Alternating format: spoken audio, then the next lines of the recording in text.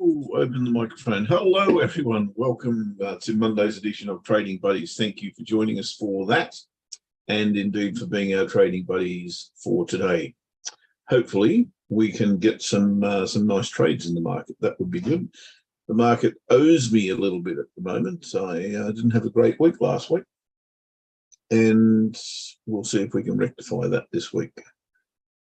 Starting with the pound versus the US dollar. Let's go there and see what we can find. Alrighty. I don't think it had a very good week last week either. 2 losers, I think.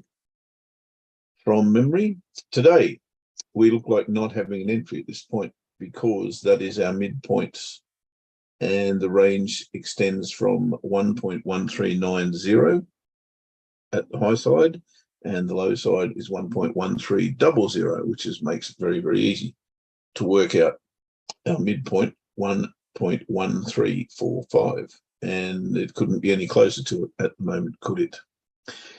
Which means, of course, that I won't be placing an order if price is there when London opens, which is around 3.5 minutes away from now. So we'll monitor that.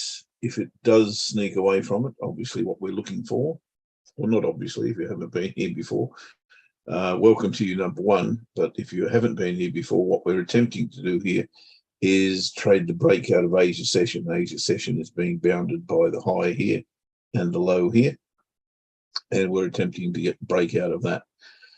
What method we use to do that at the moment is we find the midpoint of that range, and if candle or price is above that point when London opens, we trade short, and if price is below that midpoint when London opens, we trade long.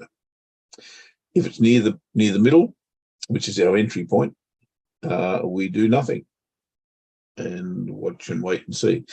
Interesting. It might be an interesting session, actually. Boris Johnson, as probably most of you would know, I know you're all fundamental followers, has pulled out of the race for the leadership of the Tories, so he won't be repeating his prime ministerialship anytime soon, certainly not in this current environment. And I would think never. But anyway, what that does to the market, I've got no idea. Ash might have a good idea when he comes in, but I have no idea what that will do to the pound or the FTSE. And Ash, as I say, will give us a far better idea as to what might happen there. We'll just hang here for a minute or so and see if there is an entry. Not a lot going on around the place for me. I do like the precious metals this week. I think gold and silver are potential buys. Not yet, but looking for higher lows there as they may turn around. I don't know that that's a long-term thing, but short-term, I'm quite happy to look at the prospect of trading either or both gold and silver long. As I said, not at this point, and I'll get to that in just a tick. I'm in a, I got smashed out of pound CAD this morning by the spreads, or by the gap, if you like. So that's no longer in play. Euro CAD's the only trade that I am left in. I have set an alternate short. I'm long Euro CAD. I've set an alternate short based on the weekly game changer bar, which I'll get to in just a tick as well. But we're waiting for this candle to close and therefore London to open. And there we go. Too close for mine to trade this one. But if you fancied it, you could trade it. No, I'm not suggesting that you do. The rule, if I didn't have a filter that said don't trade this when we're near to the midpoint, you'd be trading it short. I don't want to be trading it. But well, if I'm trading any direction today, this I would like to trade it short, I must admit. But that doesn't mean I will, based on the rules that I have set for this particular system. So no trade on pound versus dollar at the moment. That said, if I were to see a false break of resistance here on the pound, I would in fact. Oh, was I talking too early? Same thing, too close to the midpoint. I would in fact look to trade this as a trade, not as a break-in or breakout rather. All right, so on to what I was talking about. Pound CAD, I was short under this trade line. Looked like a classic false break to me. Entry was in a good spot as far as I was concerned. Nice target area down here. Just didn't happen. What will we blame? Will we blame Boris Johnson? Sometimes you're just beyond your control. There's nothing you can do about it, and that was a case in point. I still think that this is a potential short, but there is no trade there for me at the moment, so that goes down as a loss. Euro CAD, as I said, I am in this long, ended up here. We're about midway between our entry and our stop loss. Whilst ever we're on top of this trade line, which is a 4-hour, but more importantly, the daily, whilst ever we're on top of that, I think we've still got a hope of this going to new highs. If it sneaks below it, then I think that particular position might be in jeopardy. The monthly pivot may protect it, but I wouldn't like to see price get below that trade line. The weekly chart is suggesting that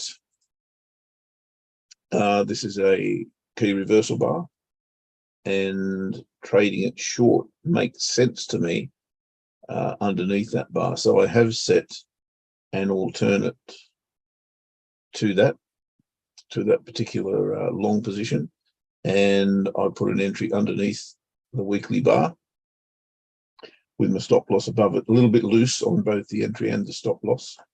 But I do think if price comes down to here, I do want, pardon me, I do want to be hedging this long position.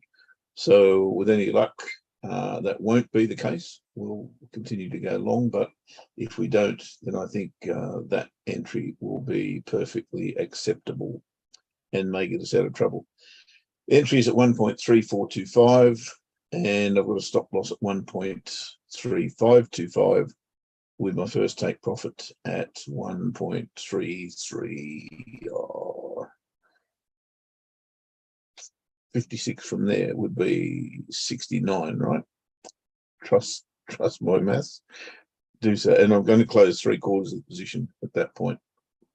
So that should hedge the long fairly well. Let's see how that plays out. Don't want it to trigger. I'd much prefer if we go continue to go long. That would be good.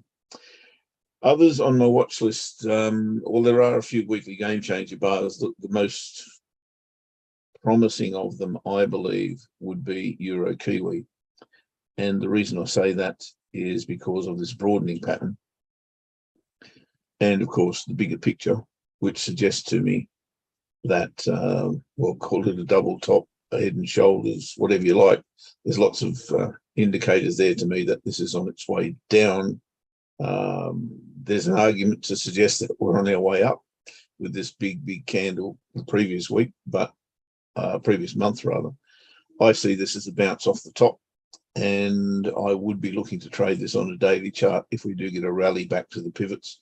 Weekly pivot, lower high off this double top would be very, very interesting to me. So I think that would be the best of the weekly game changer bars. To trade it just straight off, look, it's a big bar.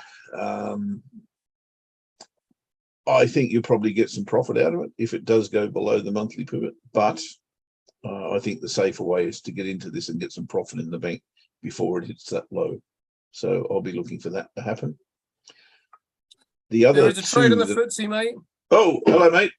Go Hi, buddy. Okay, trade is for a long, and let me just bring the screen in here. There you are. Oh, God. Oh, I've got to join on my other thing. Hold on. Coming in.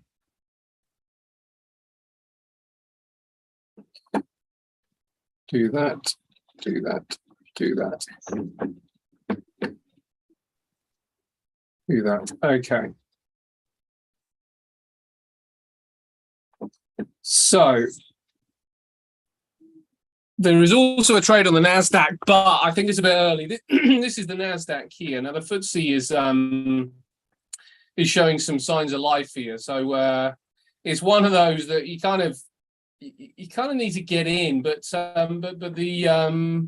the obvious, currently the obvious price is around about here, which is around about 15 pips below where we currently sit. But I think with this one, if you were to kind of look at it on a where is it going kind of basis, it's probably going here, which is 54 above. So you've got an even money trade if you were to get in now, and it looks pretty keen. I mean, we've got some, we had some great price action on Friday, which suggested that the market is going to be going higher, and it looks like we're going to be pushing further into the highs today.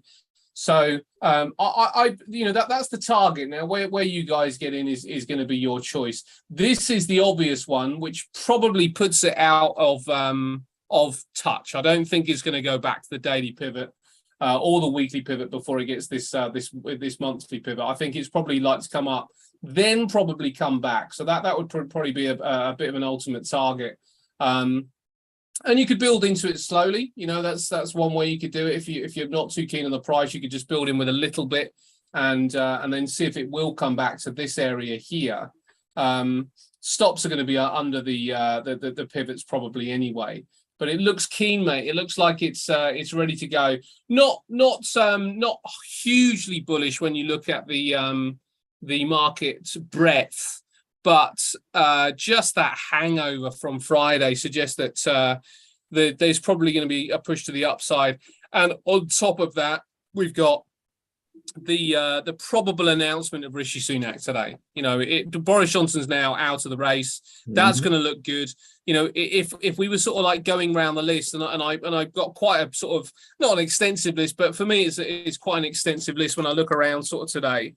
We got the FTSE 100 as a long. We've got the NASDAQ as a long, but I don't particularly like where the NASDAQ currently sits. I'd like it a little bit further down here, but you can see it's now closed this gap. So that's also likely to start pushing into these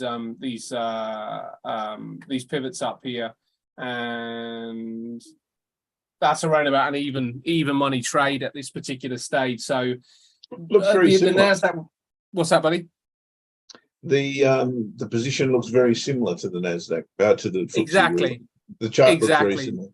Yeah, exactly. And because of that, you're still aiming for 1%, and the FTSE might be more palatable for people because the numbers aren't so huge, and also it tends to be less volatile. So you've got a more gentle, a much more gentle move with the FTSE than you would with the NASDAQ. So the FTSE looks good. NASDAQ looks good.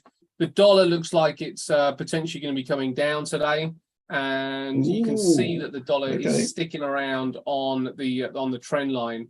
But there are some signals which suggest that we're going lower on the dollar. Lower high here on the 4-hour would suggest it comes down. Does it break this level today? Well, we'll talk about what might drive the dollar this week and see if we're comfortable saying it's coming down today. The pound looks hot, and I like the pound versus the euro. As it's sort of like around this weekly pivot. But again, a difficult one because we've got a rate decision this week. But I think the pound for some upside up until Thursday, maybe sort of like Monday, Tuesday, Wednesday, you could trade the pound in the one direction. Then you probably want to be out of those trades. I'm not sure if I'd want to hold it longer than that. Just in case. I think the ECB are likely to say something that provides the euro with some upside. But if you look at the trend lines, this is a potential area down here for the pound. So around about the 0.86 thousand level, I would say with the pound. So around about a 75 pip move to the downside with the euro pound, and that would put you needing. Ooh, I don't like that gap particularly. I mean, that looks relatively even money as well, which doesn't make them quite as attractive on the initial burst. If you want to try and get a multiple out of this, what you need is for the setup to be there, and then the news to kind of help things out. The Nasdaq has got earnings this week, makes it a bit tricky. So, are you going to go beyond that initial move, or are you going to be happy to say, well, I'm not sure whether the Nasdaq is going to be the best trade after Tuesday, let's say. Yes, we see some price action to the upside, but earnings season could really quash that. And it might be better to close the trade before the big earnings come out, then get back in if they prove to be better than expected. We've got Fed speakers now suggesting that there could be a possible easing of Fed funds rates coming into next year, which is what provided the upside in the indexes and what provided the downside in the dollar. Now, the dollar fundamentals and the cotton, the seasonals are bullish, but that could be quashed if Jerome Powell comes out and says something different. And if some of the numbers coming out different as well. We got PCE numbers coming out on Friday, and that may well be the catalyst for the dollar. So we might be waiting quite a long time during this week to really get the move going. PCE comes in a little bit weaker. We got those Fed speakers continuing to kind of say the same thing, then we could see some downside moves in the dollar. But before that, it does make it a little bit more challenging. So we got a few challenges. There's no question, price action's looking good for a lot of this stuff to actually finally break out in the opposite direction. Dollar down, yen up, pound up, FTSE 100 and Nasdaq also long, and possibly gold as well, and silver going long. But we do still need the ducks to line up. And those ducks are going to be PCE data on Friday, Fed speaking, and Rishi Sunak to be probably enlisted as Prime Minister today rather than Friday. Well, that won't make a difference. It's kind of expected, right? It's in the market already. What's that? Sorry, mate, I missed that. The Sunak appointment, it's not going to make any difference to the market, is it? It's yes, priced in. Yes, it will. Yeah, it will. It will make a difference. Certainly on on a short term. So that could affect the pound and it could affect the FTSE. And the reason for it is that if we saw that the reaction to Liz Truss's mini budget was for the pound to start tanking. Now Rishi Sunak was on completely the opposite side of that. And he was also the previous chancellor. So I think some anticipation of stability could really help the pound out. Yes, you're absolutely right. There are other sort of data points which would nudge it around after that. But I think today we could well see some positivity with the pound, because the likelihood is right now is that he's going to get a coronation today. And what's meant to have happened is that there's meant to be a contest today. But neither of the other two candidates were able to get 100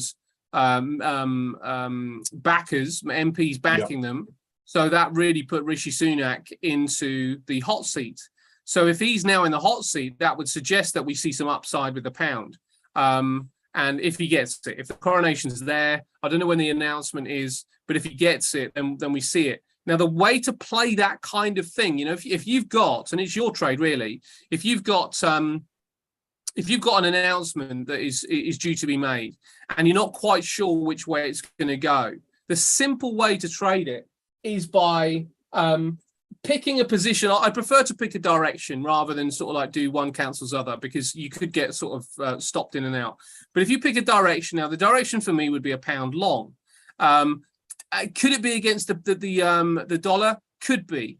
Could it be against the euro? It could be. That the problem with the euro is obviously the monetary policy rate coming out on Thursday. But I would suggest that maybe a better currency to be a little bit calmer would be the Swissy, because if the markets really like the potential environment that is about to hit, then they're going to be sort of probably coming out of the Swissy and probably the yen as well. The difficulty with coming out the yen is it's so weak that they need some kind of some policy. So it might be that the yen's not really on the go, but you could definitely trade it against the Swissy and possibly the euro and possibly the dollar as well. I wouldn't discard them.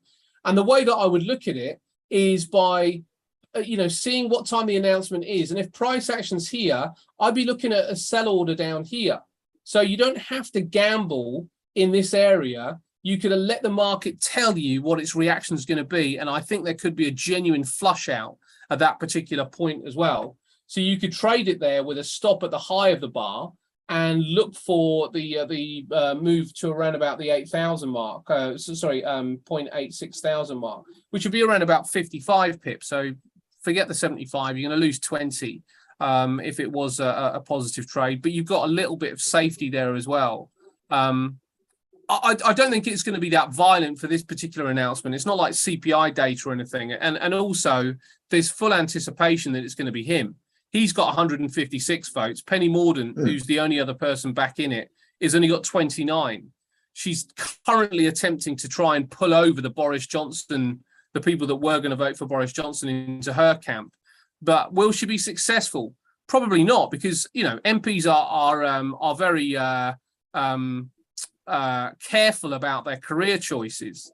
And if they go and back Penny Mordaunt and Rishi Sunak's practically a shoo-in, they aren't going to get any of the top jobs. So they're much more likely to go, what, we'll either stay out or we'll back Rishi because he's going to win it. And I want to make sure that I wanted to show, it seemed like I was loyal to him, and I could get a decent job if there was one coming up. So absolutely typical of politicians, but really not what you want to see, is it?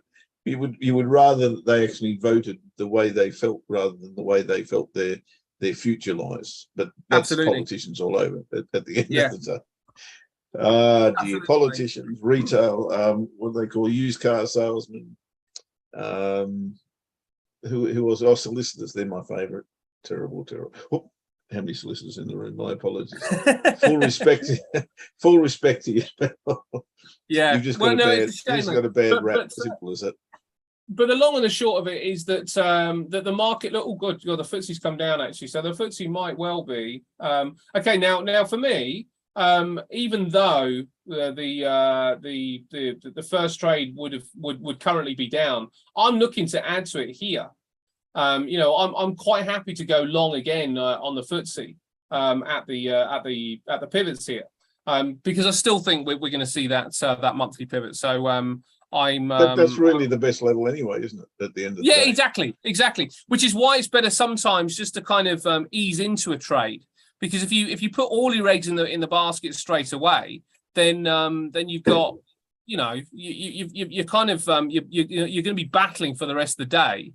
As you're kind of in this no man's land. But if you can sort of get into the first trade at a level that you think, okay, you don't want to miss it, so you're going to get in, but you're not going to put all your eggs in the basket. It gives you some opportunity to go in again, which I will do. So I'm just going to wait for it to come down here and set that one up, mate. All right, buddy. George is in the room. I'll get to him very, very shortly. I just wanted to add a little bit of flavour to the dollar index. And I try and find an argument for something or anything that you say on a Monday, and very, very rarely do I find one. And this is not an argument, but it's the other side of the coin, I guess. I think everything this week, like it has for weeks and weeks, relies very heavily on what happens with the US dollar. Yeah, and, agreed. And we're on a precipice here, because I don't know right now which way this is going to go. What I can see is that we have formed a range, and we've got strong support at this very level, and we're retesting that support, having broken it. That's the daily chart that I'm looking at. Yeah. Monthly pivot there has provided support since it was broken back earlier in the month, and price just cannot get back below there. That's the problem I've got with the dollar short at the moment, and that we're in this range. So my preference would be to trade the dollar long short term until we get either back to the top of this range or a rejection off the pivots, or once again this 113 level that we've been magpieing about, I suppose, for the last, I don't know how long, 2 months, I would imagine, because we spoke about it down here, and we said that 113 is going to be problematic for the dollar index. And it shot straight through it. But since it did, it's really the flavour of the month. And I think we're going back there again, frankly. Yeah. I believe there's actually a trade coming up for me in that direction if the current 4-hour bar closes as is. So I'd be happy to place an order long above that bar with my stop loss below it.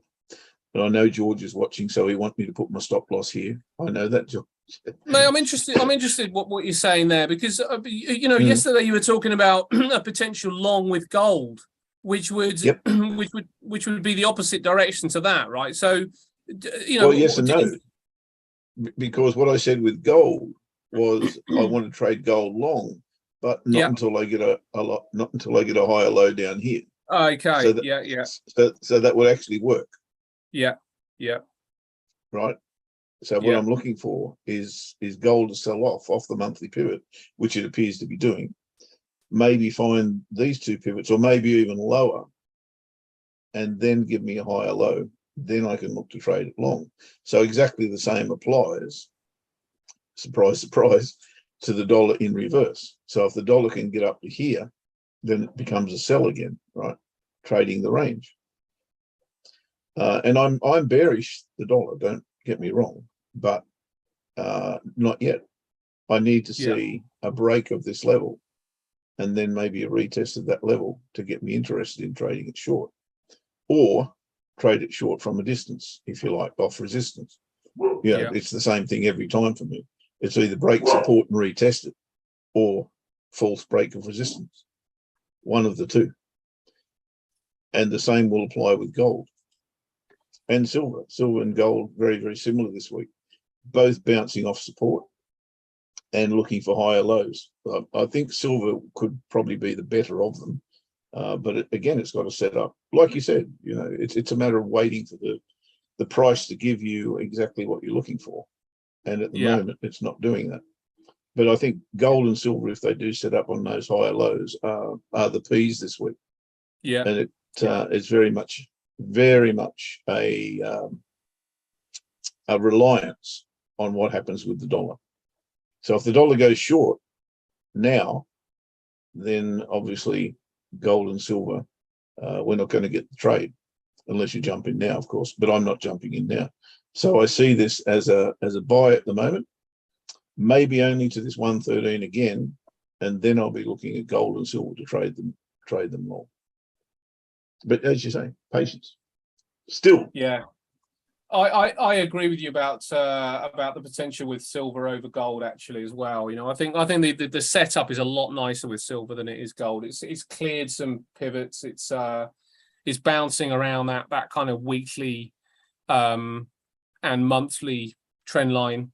So I'm with you, and I think that would be my particular choice would be to go long silver. If you I mean, look at that. You got that trend line in place from before. Looks that good, tells doesn't it? you. Yeah, it certainly does. Yeah. That said, it's also broken and retested the trend line, if you like. So that's a massive potential false break. But short term, or even short to medium term, it's a buy, in my humble opinion. Yeah, with you. And there's your confluence area, probably in there somewhere. Well, we'll come back to the FTSE. Let's bring George in, mate, and find out what his opinion is, because General George, he's got his jungle green hat on, camo hat. Yeah. How are you, mate? Doing well, Jens. Doing very well, thanks. Trust you all good. Doing very well, mate. No complaints. Interested in your opinions here, because the actual the market rallied on Friday after Waller came out and said that there could be a bit of an easing of policy next year, and there could be a little bit of expansion on that from some of the Fed officials. So the price action took off. We saw the dollar down. We saw equities up. We saw gold up. We saw some really nice bounces. Question is, in your opinion, does the technical picture suggest a follow through from Friday's price action? Let me just pop up these charts on the daily. And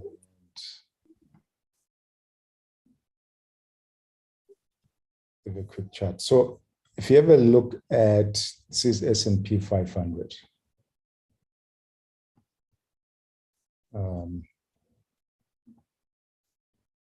So before all of Fridays, Fridays I'm only up doing the Hang Seng 50. So this has to change. That was the bear channel that we had. So the bulls broke above it on Friday. So I think that's what you're talking about.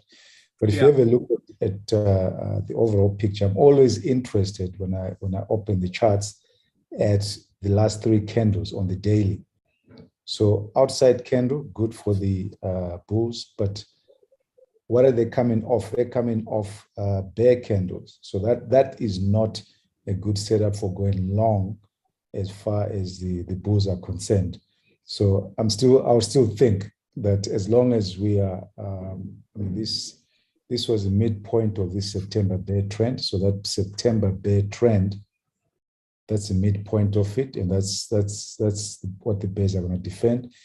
And the lower high, which is the high of October. So these lower highs, September lower high to October lower high, that's the area that the bears are going to defend. And if the bulls are going to be strong, after this candle, they have to close above that, and then they have to try and get to the midpoint. So the fact that you got a huge outside candle coming after a couple of bear candles, a decent enough 2-bar reversal, and an outside candle is just a trading range. So any price action above that, you have to expect it to fail because you are breaking out above that 1-bar trading range and also these lower highs to test that. So I think we're still in a bear market. The potential is create a double top, and even if the bulls are strong to close above that today, they have a lot of work to do to turn this whole market into a bull market. So going into today, as far as this market is concerned, I'm seeing selling off. Top of a trading range, you've got to sell. If you get to the bottom of the trading range here, if we end up somewhere here today and don't break strongly beneath it, then I will look to be buying at the bottom of that if we get to that end of today or into tomorrow. Then of course, we still got that level way back after the high of post-COVID. That level is still the level that the market is going to control. So as far as that's concerned, it's really probably it's a nothing in terms of price action. Fair. Fair point, mate. If I can put that, just make a point of that. So if we look at UK 100 again on the daily, again, I had a channel there because I've been looking at this yesterday. The open, all we have now is a lower high to that doji candle. Again, some kind of thing. I mean, look at it. We're breaking out above a doji. A doji is also a trading range. So it is an attempt to break above a trading range. But you got a bear candle, you have another doji. So you're just within a trading range. And in a trading range, anytime the market gets up to the high of a trading range, you've got to be looking to sell before we even worry about this lower high here. And failed breakout above light blue line, 20 EMA. And that's kind of what the bulls are trying to break out above.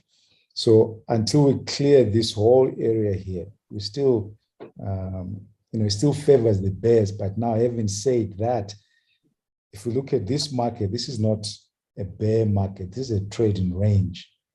And as long as it's a trading range, it's possibly a pullback to that sell-off.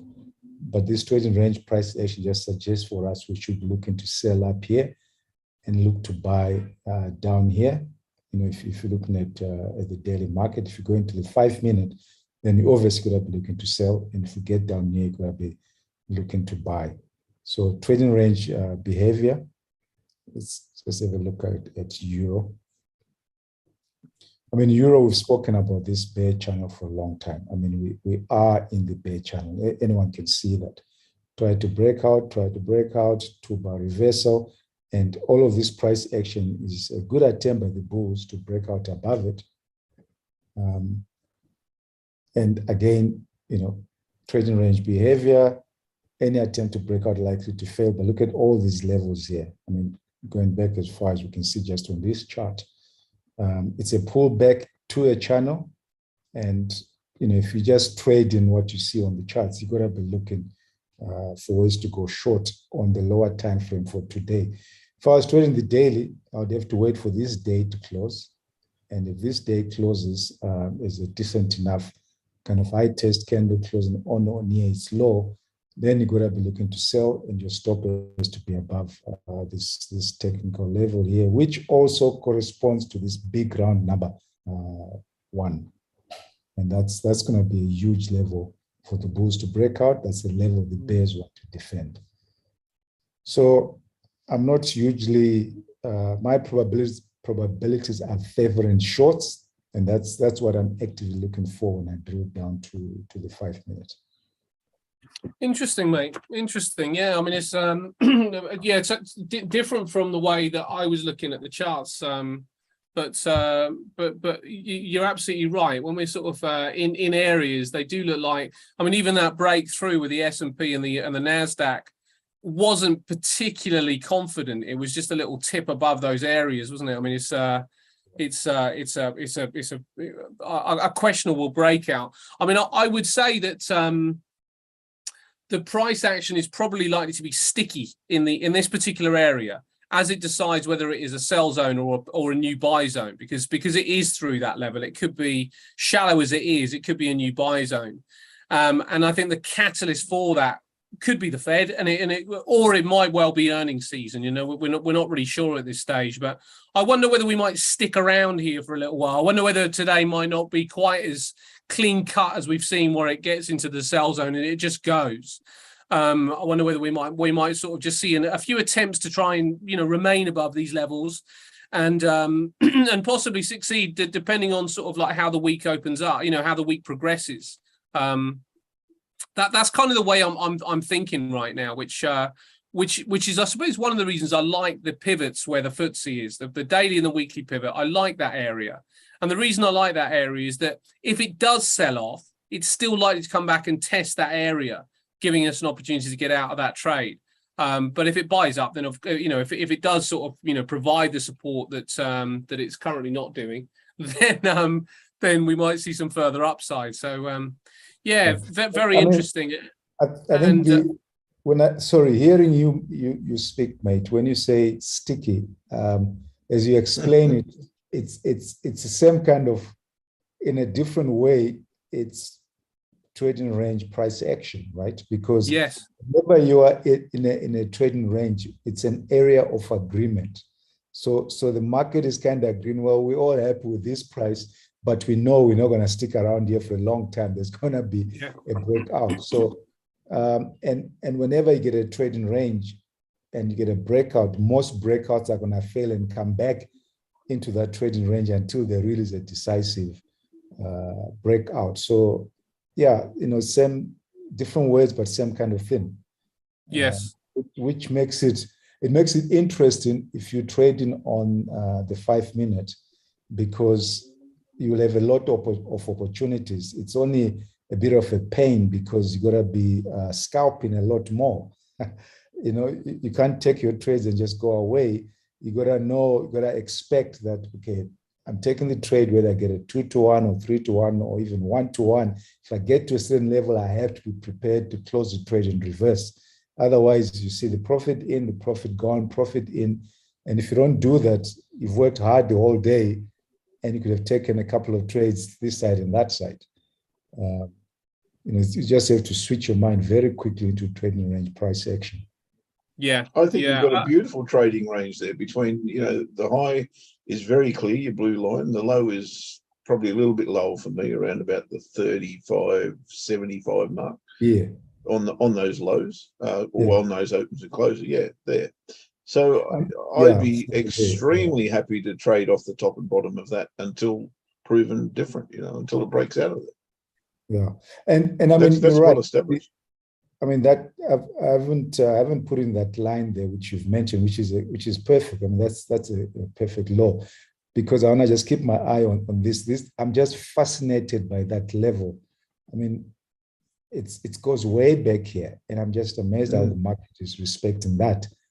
See that blue line way back to this breakout above, you know, from the COVID low above the previous high. But we are exactly in that range where you can just be looking to get your setups off here when you get get down here until something decisive happens. Yep. Yeah, which you know, I think investors and speculators are after, aren't they? They're really keen to try and buy up here and state that it could be some kind of bottom in this area, but nothing has really enabled them to, you know, follow through with that philosophy, because the market continues to be against them. Policy continues to be against them. Rhetoric continues to be against them. And as I say, I think this week is going to be interesting because we get, I don't know if it's 40% or 60%, but there's a lot of companies reporting this week. You know, are we finally seeing the twist of the knife in companies' profit lines? You know, from Federal Reserve action, and if the situation is that we are, and they're going to go again by what could be near another 2%, then things are only going to get worse. So I think this week, to see what you know, how well companies have coped so far is probably the catalyst, certainly for the indexes anyway. Yeah. No, spot on, mate. So from there, then just on the 5 minutes, I mean, that's just that yellow block is the opening candle. I mean, we've kind of sold off. Huge bull candle from the open. So, I mean, you've got to wait here. And what you do, you can't buy at this stage, because where you're going to put your stop way down here. You can't sell down here. You know, if I'm looking to sell, I need to see if I get a double top somewhere up here or one of these levels. And then we will get there with trading range price action. I can just keep coming back and see. Once you start to get into these levels and I start to see the setups, then I'm interested. If we get market coming up, testing the high of last week, I mean, of Friday, giving us a double bottom, a higher low, then, you know, happy to trade it all the way up there to see kind of where we get. If we just pop into UK 100, again, same kind of thing, you know, double bottom here, looking to buy, it goes up, comes back in higher low. Or if we get up here, there's a whole cluster of levels of resistance that the market has to try and get above. And if we get double tops here, lower highs, looking to sell. I'm not going to do anything in the middle, just wait for a bit of clarity on that. And just finally, quickly, Euro.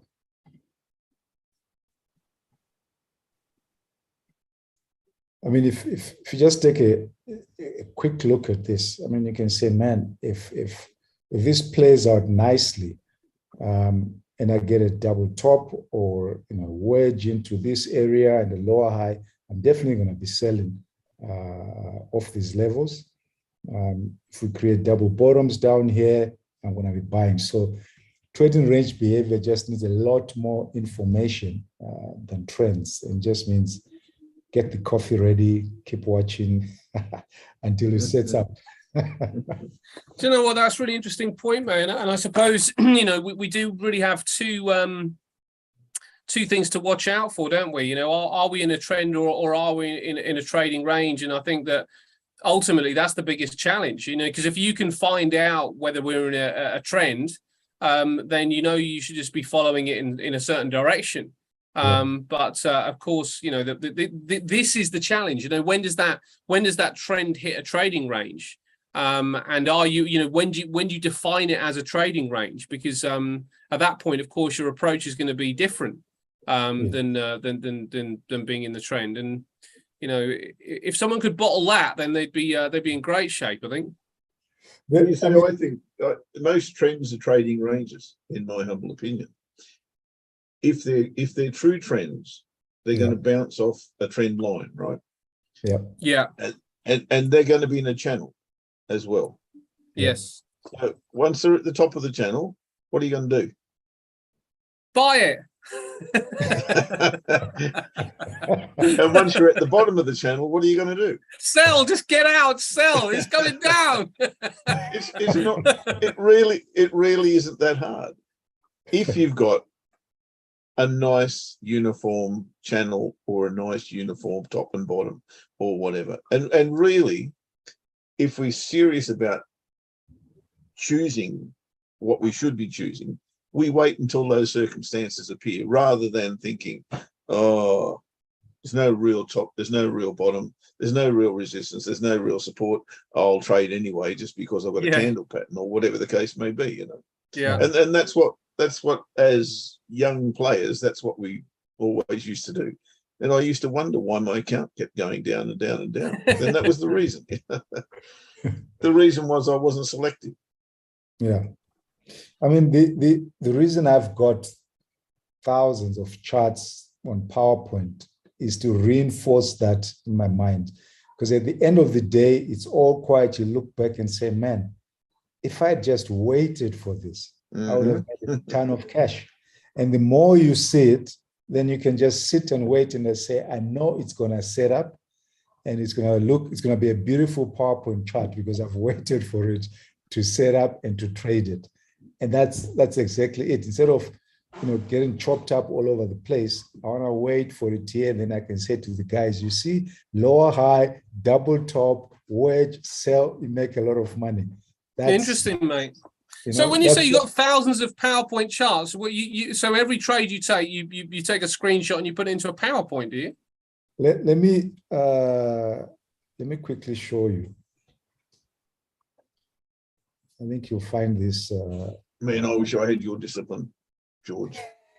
Yeah, well, we're all different traders, isn't it? But absolutely right. And this is why I think, it's great that you come on and talk to us about this stuff, George, because I guess this is what we're all trying to do, is just take a little piece of each other and improve. We're sort of trying to create the super trader out of each of us.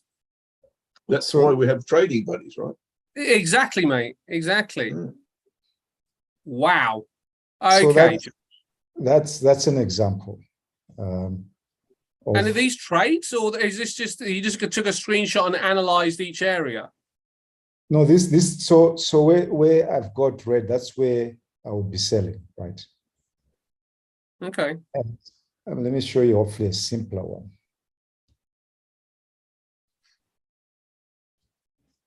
There's tons.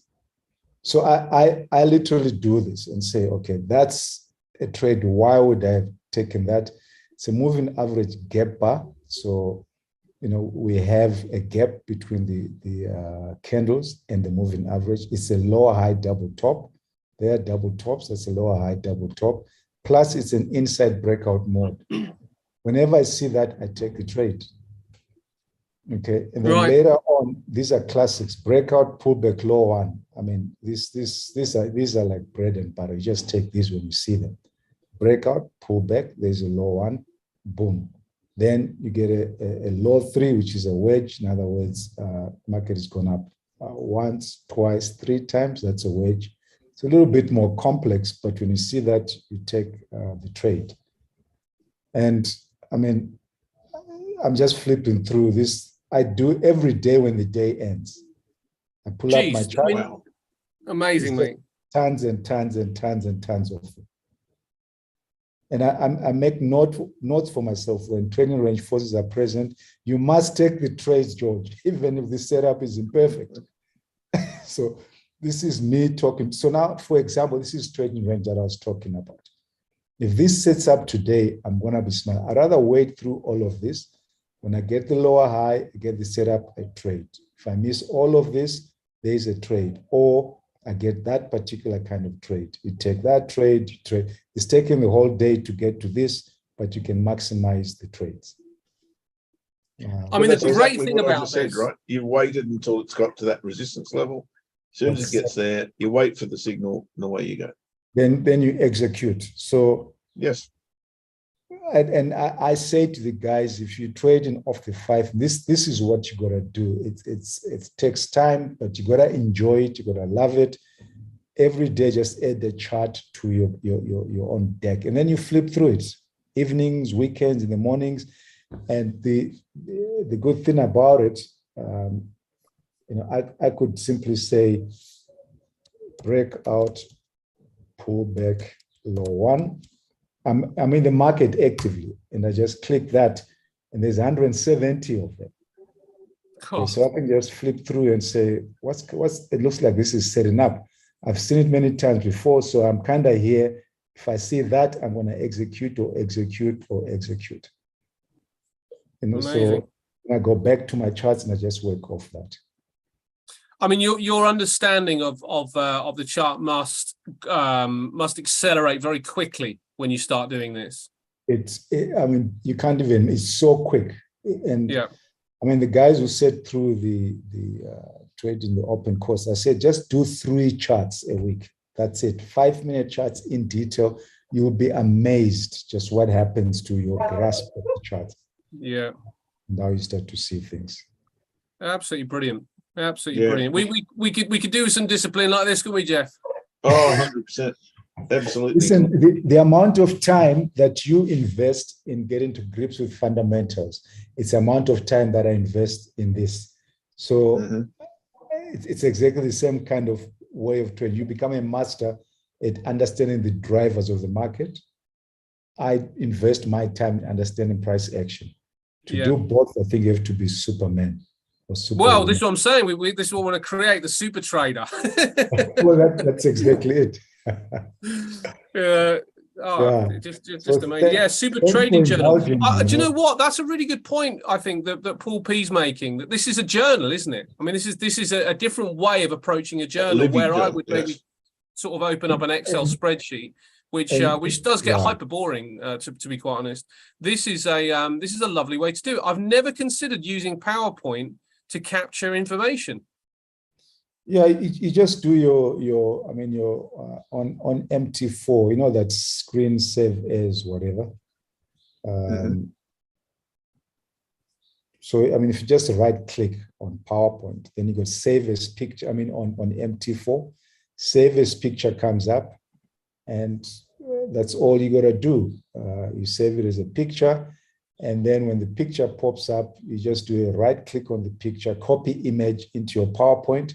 Then you can just write all your notes on it. Some of them I've got my stop loss. I've got, when I put in 0.25 and then I doubled and whatever, it's all in there. And you can quickly go to it instead of doing an Excel spreadsheet, which is not visual enough to capture everything. Yeah, which is the way I approach it with Excel spreadsheets, and then I attach a picture. But it is hyper involved, and actually, it's problematic for me because I need to sort of like have fundamental data, and you can't really do that in a PowerPoint quite successfully. Ash, you'll be surprised to learn, knowing me, you'll be surprised to learn that I also have thousands of those, literally. But they're different to George's because they haven't got as extensive information on them. What I tend to do is every single day before I trade, I do an analysis. So it may even be a video analysis because I put a video analysis out to some of the slingshot people. And every single day that I've traded for maybe the last 12 years, I've got one of those every single day. Right. So I do have a back catalogue of those, but unlike George, I don't spend the time at the end of the day, which is probably as, if not more important, to rehash what happened rather than, okay, here's what I think's going to happen, right? And I do that every single day of my life, of my trading life. But George, I think if I could just be as disciplined as you and add that extra hour to my day or half hour to my day, that journal would be worth far more to me to go back and review than it is as a preview, which is what I have been doing for 12 years. How long does it take? Absolutely. At the end of each day? Sorry? How long would it take you at the end of each day to kind of go back and write up the chart like that? It's not long, huh? Maybe 30 minutes, max an hour. Okay. Because what's happening during the day, as I'm going along, even if I miss any trade, I go and mark on the screen where I would have bought and sold. I put my measured moves. All of this stuff has been built on the screen as I go along. So when I get to the end and I do a screenshot, what's left is just the little text explanations that I can just pop in. So then that becomes quite quick. And you'll be amazed. I mean, I've got another deck, just so the thing doesn't slow down, which I think was up to three and a half years ago. When I look at that, I am just amazed at how I see things differently and more clearer than then when I thought, wow, now I can see what's happening in the markets, you know. So each day you really continue to absolutely accelerate your own grasp. So I mean, if you were to find the time and edit on like to your video analysis, just to say this is how now everything is quiet and down, this is how I ought to have traded with my strategies. I mean, you're amazed to see the gap now between how, because when it's unfolding, you're making decisions quickly. Yes. You know, and you may see things, you may miss things, whatever it may, but afterwards you say, okay, when I see this, this is how I ought to take it. I mean, it's consistent at the back of my mind. Even through the weekend, I kept thinking, man, whenever I see a wedge bottom, I have to see a double bottom, and then I have to see a close above the EMA. It's just there. And when I get to my charts on Monday, I do a quick look, because this thing has been playing and I've been missing trades, or I've been taking trades and getting stopped out because I haven't structured it correctly.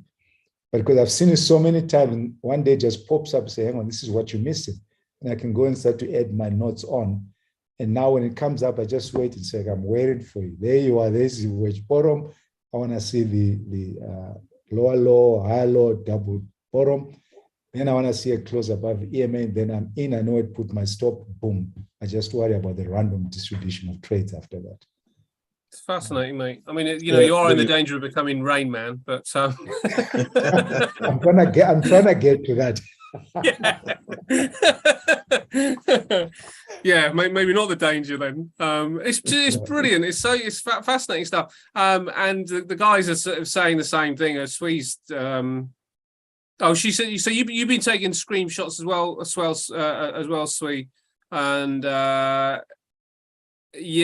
well, actually, Lewis makes a good point that it's really good for a visual person rather than Excel text and stuff like that. You know what? I'm glad they made that. As an NLP practitioner, I did all of that. VAKOG, visual, auditory, kinesthetic, etc. Yeah. And I'm actually not a visual person.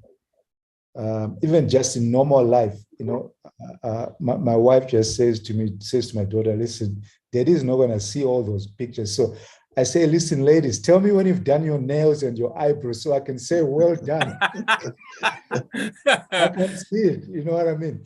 So I'm more of an auditory digital person. So I had to force myself to put things down and force myself and train myself to see it.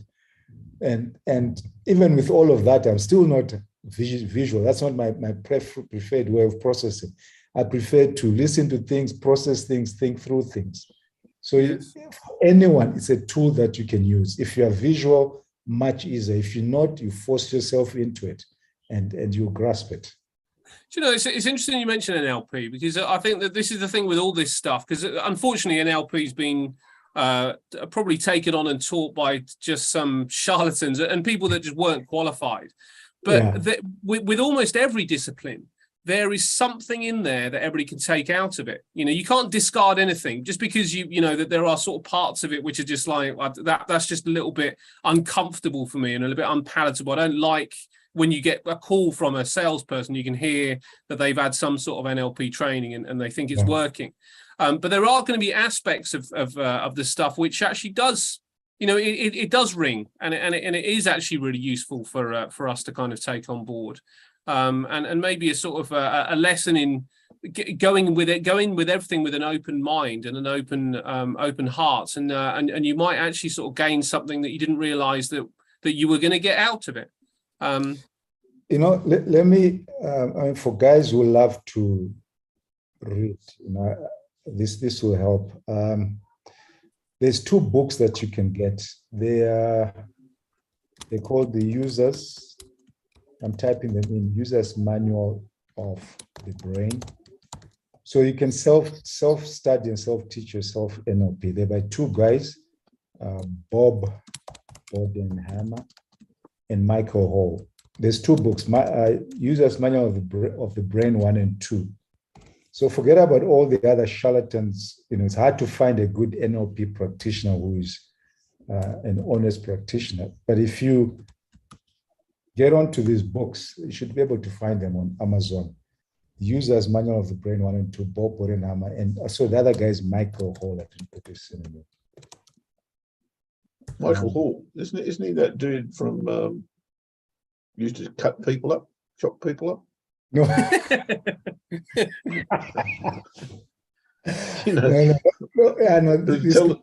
So this is not the chopper. This is someone else. This is not the chopper. Michael Hall. Yeah. So when I eventually, I think after self-studying for a long time, I discovered these guys. I did my NLP practitioner course with a South African guy. It was very good. But then I went to do the master practitioner course with Bob Bodenhammer in the States. I went and found the guy, did my master practitioner with him. And Michael Hall, she's prolific writer of books on neurosemantics, neurolinguistics. I then did my coaching program with him. So these guys get to their books. You don't have to, if you find their videos and stuff, that's fine. But their books are classics in this world of NLP. And most guys, refer to them, take stuff out of them and just go wild with it, because it's really powerful tools on how to use the brain, essentially. Really good, mate. I think that's the thing Not with it, too- is that not too late for me, George, you think? No, it's never too late. You're a spring chicken, Jeff. It's absolutely never too late. You've still got your own hair. If and it your will own teeth. inspire, exactly. If it will Most of inspire you, Bob Bodenhammer is like 85 and he's still coaching NLP and stuff. So I don't know if that will inspire you any further. Wow, 85. He is going Amazing. strong. Yeah, that's pretty cool. Yeah, I did an introductory NLP course, and it was with a lovely young lady, but she wanted a hug at the end of it. That was nice. Is that what you did it? That's what I took away from. That's what I took away from. Do you know what? I think if you're sort of like trying to self-educate and improve yourself, NLP is fantastic. They're fantastic things to do. Where I have a bit of a problem is when they are taught to influence people to buy products, which I don't like, because if you have got a good product, then using some kind of method to kind of like show people about a product is absolutely fine. I haven't got a problem with that, but I don't like it when it's just like, right, this is how we're going to get them interested, and you've got no idea or no real kind of desire. No desire to use the product yourself. You've got no confidence in the product. All you know is how to sell it. That's where I don't like it, and that's my problem with it, is that it's something that salesmen use.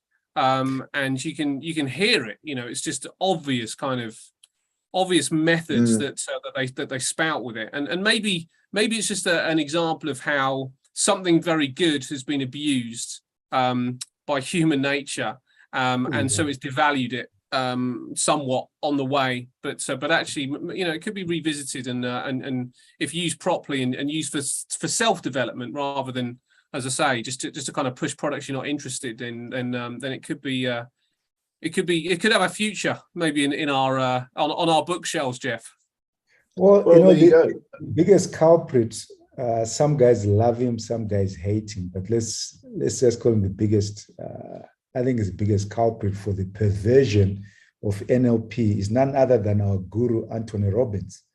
I mean, he did an NLP practitioner course, and something clicked in his mind that, hang on, I can get the whole world, to swing around my vocabulary and energy. Yeah. And he created this thing he calls neuro associative whatever. It's NLP. Really? It's NLP. That his version of NLP. That's sad. and that's and you know, he made, if you listen to that, I mean, I've watched his stuff from Netflix. I just feel sorry for the poor people. You know, they get abused, they get tormented, rubbish language, and they get, this is a super salesman, super, like that other guy Yeah. who sells Forex products from the UK, super sales guy, because they all know We how better to be careful. We better be careful with names here, I think. Yeah, good point. Yeah, good point. Mr. GS, I won't say any further. Yeah. So those are, you Well, know, we won't see you Thursday, guys, because we're going to be shut down by YouTube. But enjoy your trading week. It's been great to know you. Yeah, you know. No, I so, think that's fair. And actually, you know, that name was coming up in my head as well. And I think it's fair to sort of like say, you know, how many people endorse it?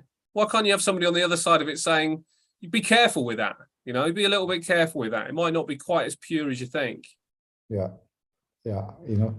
So I I'm mean, not sure. these guys will, you know, if you prepare to slide through the books, that will give you the original stuff. Then it's up to you what you do with it, you know. Yeah, sounds good, mate. Well, I'm gonna have a look at that. The user's manual of the brain sounds like a something worth dipping into. And also, I'm going to open up PowerPoint after this session as well and see see if I can just change the way I'm going to be approaching things. I really like that. And what a brilliant little gem that you've given us today. Mate, think of the material you got for presentations in the future. You Totally. just scour through it. Yeah. Totally. Yeah. It makes it just, I mean, you can just pull up a chart and just talk about it and show guys what, you know, what's in it. Because you've seen it 100 times, then you can, that's how you trade, you know. Yeah. Yeah. Well, and also the you know, the fact that you're saying you're not visual. Really, the way that we've been taught to approach trading is all about visual initially. You know, okay, the fundamentals sort of like come into some of the aspects maybe latterly, but initially, you know, we're all sort of taught to trade off charts, and charts are 100% visual. There's nothing auditory about those things. So I think it's important to actually go in and train your and make sure that you are kind of refining your visual art and your visual skills. So so yeah, I'm going to have a look at it, mate. I think it's brilliant. Super. Well, we are at the top of the hour, so let's wrap up and just go around to the guys. So anything for you to add, George, to the brilliant stuff so far? No, so I mean, I've just spoken about looking out for double bottoms in the trading range and higher lows, or if you get double tops and then lower highs, and just trade that as it appears in the day. That's really the outlook for today until we get into something more decisive, you know. Great stuff. How about you, Jeff? You got anything else you wanted to talk to us about? Yeah, we're singing the same song, George, you and I. There's no question that we're very, very similar in the way we approach trading ranges, etc. I always like to finish with the euro dollar just to make sure that everybody's can't say I didn't because that's my thing. And today it's very, very clear that we've got an untested weekly pivot and daily pivot below us, but sadly we're very, very close to that and can't trade it from here. We're at support, but we may get an opportunity as a false break of this area here. So if price were to get back up to here before it tests this level, so back up to here, maybe hit these highs, maybe hit that right shoulder. It looks a bit like a head and shoulders, and then comes back underneath here and the monthly pivot, retest that confluence, bingo. That's your entry back down to here. You might want to, depends how close you get to it, you might want to just look at taking a little bit of profit before you get to there. If your entry's here somewhere, that would be okay. And then your target's pretty clear to be here. So that's pretty much all I have to add, and wait for those, as George was saying, wait for those higher lows off the bottom of gold and silver. And they're probably Euro Kiwi. We want a lower high in here somewhere. I think that's my trade of the week, Euro Kiwi, if it can set up, but it has to. Kiwi Swiss of any interest, mate? Haven't had a look at it, mate. I don't think Kiwi Swiss. Kiwi Swiss is the one that the data's churning out this week. Okay, there's your chart. On the back of that, I don't have an interest at the moment. No, Okay. I like this big bull bar. We've got a higher low. Looks to be headed high, or looks to be headed long, but I don't see anything there that I want to trade. I've got to say, certainly not on the daily.